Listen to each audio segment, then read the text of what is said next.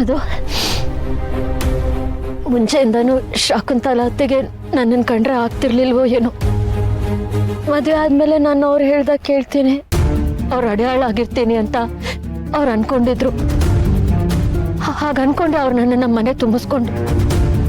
ಗೌತಮ್ ಅವ್ರನ್ನ ನನ್ನನ್ನು ಅವ್ರ ಕಂಟ್ರೋಲಲ್ಲಿ ಇಟ್ಕೋಬೇಕು, ಎಲ್ಲವನ್ನೂ ಅವ್ರ ಕಂಟ್ರೋಲಲ್ಲಿ ಇಟ್ಕೋಬೇಕು ಅಂತ ಅನ್ಕೊಂಡಿದ್ರು. ಆದರೆ ಯಾವುದೂ ಅವ್ರು ಅನ್ಕೊಂಡಾಗಿಲ್ಲ. ಯಾವಾಗ ಜಯದೇವ್ ಅವ್ರು ಮತ್ತೆ ಮಲ್ಲಿ ಮದುವೆ ಮಾಡಿಸಿದ್ನೋ ಅಲ್ಲಿಗೆ ಶುರುವಾಯಿತು. ಮಲ್ಲಿ ವಿಷಯದಲ್ಲಿ ಹತ್ತಿದ ಬೆಂಕಿ ಒಂದು ಸಣ್ಣ ಕಿಡಿ ಕಾಡ್ಗಿಚ್ಚಾಗೋ ಥರ ನನ್ನ ಮೇಲಿದ್ದ ಕೋಪ, ದ್ವೇಷ ಎಲ್ಲ ನನ್ನ ಮಗುವರೆಗೂ ಬಂದು ನಿಲ್ತು.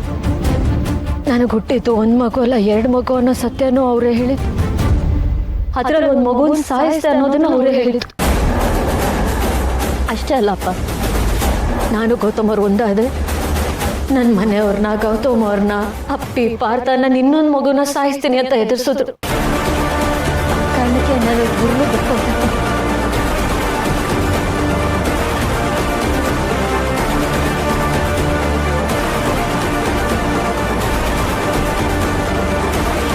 ಇಷ್ಟೆಲ್ಲ ಆಯ್ತು.